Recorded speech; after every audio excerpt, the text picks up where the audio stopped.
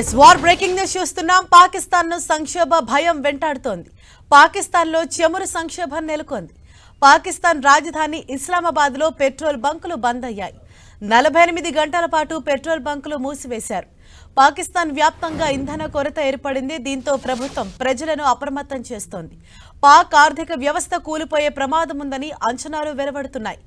భారత్ దాడులతో పాక్ లో సంక్షోభ భయం నెలకొంది.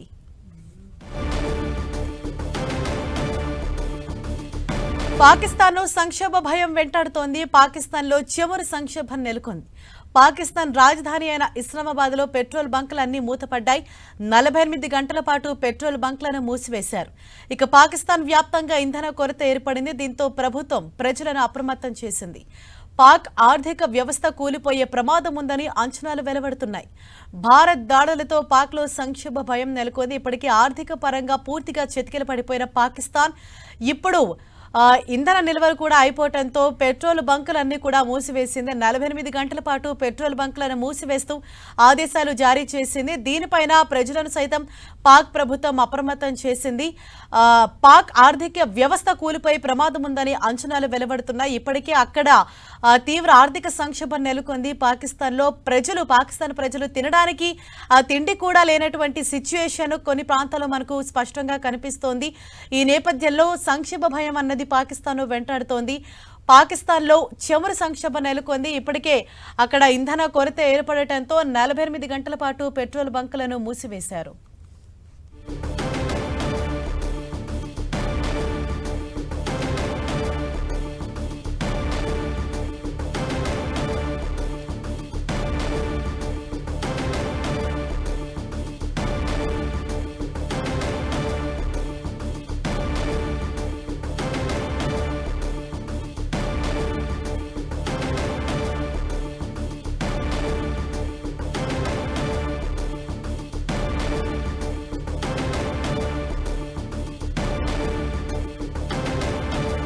భారత్ దాడులతో పాకిస్తాన్ లో సంక్షోభ భయం నెలకొంది.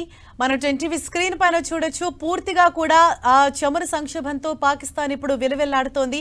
అక్కడ ఇంధన కొరత ఏర్పడటంతో 48 గంటల పాటు పాకిస్తాన్ లో పెట్రోల్ బంకులను మూసివేశారు. పాకిస్తాన్ రాజధాని అయిన ఇస్లామాబాద్ లో పెట్రోల్ బంకులను మూసివేశారు. క్లియర్ గా అంటే ఇప్పటికే అక్కడి ప్రజలు తీవ్ర అవస్థలు పడుతూ ఉన్నారు. ఇటు తినడానికి తిండి లేక, అలాగే నిత్యావసరాలు కూడా దొరక్క వారు ఒకవైపు అవస్థలు పడుతూ ఉంటే, మరొక వైపు ఇప్పుడు ఇంధన కొరత సైతం పాకిస్తాన్ వెంటాడుతోంది. పెట్రోల్ బంకుల్లో మొత్తాన్ని కూడా క్లోజ్ చేసేశారు. మొత్తం 48 గంటల పాటు ఇస్లామాబాద్ లో పెట్రోల్ బంకులను క్లోజ్ చేశారు.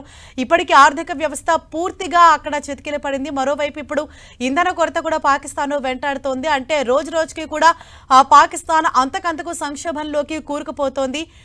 ఈ నేపథ్యంలో పాకిస్తాన్ రాజధాని ఇస్లామాబాద్ లో పెట్రోల్ బంకులు 48 గంటల పాటు మూసివేస్తూ కీలక నిర్ణయం తీసుకున్నారు. తక్షణమే ఈ ఆదేశాలు అమల్లోకి వచ్చాయి. మరిన్ని డీటెయిల్స్ తెలుసుకుందాం. మా ప్రతినిధి గోపి మనకు అందుబాటులో ఉన్నారు. గోపి, హరీష, పాకిస్తాన్ ఇప్పటికే సంక్షోభంలో కూరుకుపోయింది. అయితే ఏదైతే వరుసగా భారత్ ధాటికి తట్టుకోలేని పాకిస్తాన్ ఇప్పటికే వైమానిక సేవలన్నింటినీ కూడా రద్దు చేసేది. అయితే తాజాగా ఆ చమురు సంక్షోభం కూడా పాకిస్తాన్ ను వెంటాడుతుంది. గత 48 గంటలకు కూడా పెట్రోల్ పంపులన్నింటినీ కూడా పూర్తిగా మూసివేసిన పరిస్థితి అయితే ఉంది.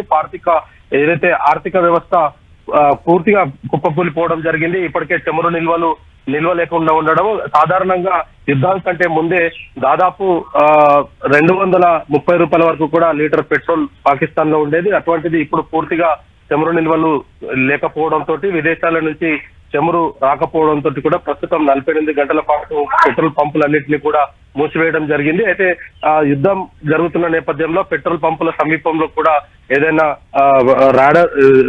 దాడులు జరిగితే అక్కడ భారీ విధ్వంసం జరిగే అవకాశాలు ఉన్న నేపథ్యంలో వీటన్నిటిని దృష్టిలో ఉంచుకొని పెట్రోల్ పంపులను కూడా మూసివేశారా అన్న అనుమానం కూడా తలెత్తుతుంది. ఎందుకంటే ఇప్పటికే భారత మిసైల్స్ పాకిస్తాన్ పైన వరుసగా విరుచుకుపడుతున్న పరిస్థితి ఉంది. నిన్న సాయంత్రం పాకిస్తాన్ ఏదైతే డ్రోన్ల దాడి భారత్ పైన చేయడంతో వాటన్నిటిని కూడా సమర్థవంతంగా తిప్పికొట్టగలిగాము. ఆ తర్వాత అర్ధరాత్రి దాటిన తర్వాత భారత్ నుంచి మిసైల్స్ వరుసగా పాకిస్తాన్ ఎయిర్ బేస్ లను లక్ష్యంగా చేసుకొని దాడులకు పాల్పడుతున్న పరిస్థితి అయితే ఉంది. అయితే ప్రస్తుతం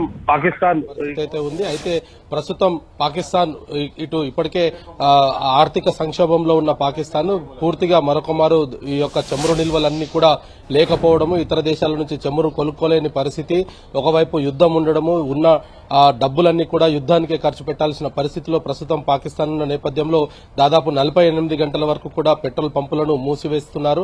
అదేవిధంగా సాధారణ పౌరులు ఎవరిని కూడా అవసరమైతే తప్ప బయటికి రావద్దు అనేది కూడా కొంత హెచ్చరికలు జారీ చేస్తున్నారు. ఇంకా భయం గుప్పిట్లోనే ప్రస్తుతం పాకిస్తాన్ ఉంది. ఒకవైపు పాకిస్తాన్ ప్రజలు భయంలో బతుకుతున్న నేపథ్యము, రెండో వైపు భారత్ తోటి కాలు దువ్వుతూనే ఉంది.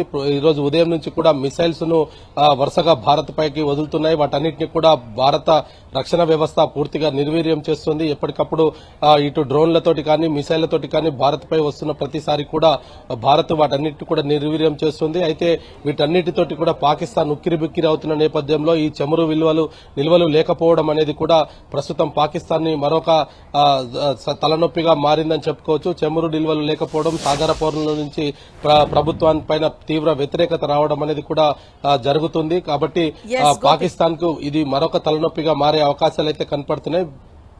అయితే మొత్తానికి చూసుకుంటే కనుక ఈ చమురు విలువలకు సంబంధించి పాకిస్తాన్ ఇంకా కొన్ని రోజుల వరకు కూడా ఈ యొక్క సంక్షోభాన్ని ఎదుర్కోక తప్పదు.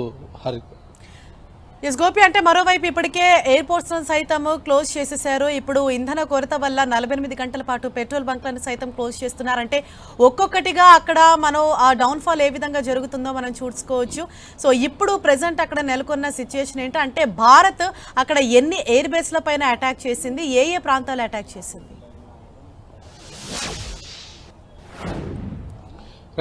ప్రధాన నగరాల్లో ఉన్న ఇటు రావల్పిండి కావచ్చు, అదేవిధంగా ఇస్లామాబాదు, ఇతర నగరాలలో ఉన్న ఎయిర్ బేసెస్ నే లక్ష్యంగా చేసుకుని అర్ధరాత్రి దాటిన తర్వాత భారత్ మెరుపు దాడి చేసింది, మిసైల్స్ తోటి విరుచుకుపడింది.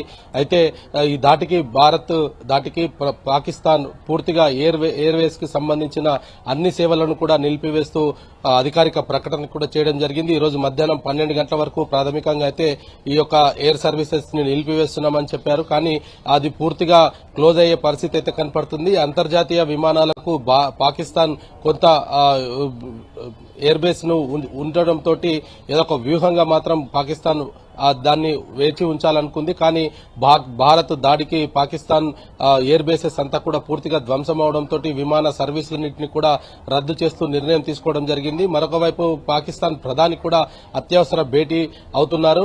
భారత్ ఎటువంటి మిసైల్స్ కానీ డ్రోన్స్ కానీ పంపినా భారత్ భూభాగంలోకి వెళ్లలేకపోతున్న నేపథ్యంలో ఒక అణుబాంబును మిసైల్స్ ను కూడా విడుదల చేయాలా వద్దా అన్న దానిపైన కూడా ఒక కమిటీతోటి చర్చించే పరిస్థితి వచ్చింది. పూర్తిగా భయం గుప్పిట్లో ప్రస్తుతం పాకిస్తాన్ ఉంది.